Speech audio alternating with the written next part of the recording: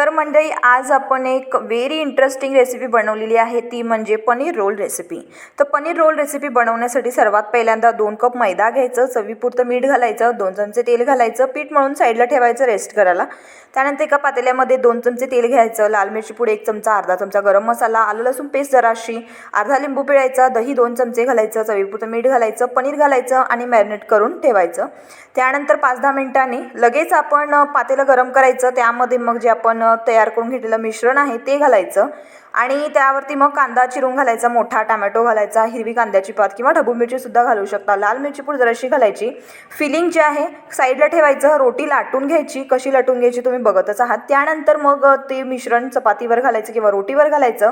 त्यानंतर मग त्यावरती टोमॅटो केचप लावायचं, कांदा घालायचा, हिरवी मिरची घालायची, चाट मसाला थोडासा घालायचा, काळी मिरी पूड जराशी घालायची, लिंबू रस पिळायचा, कोथिंबीर घालायची।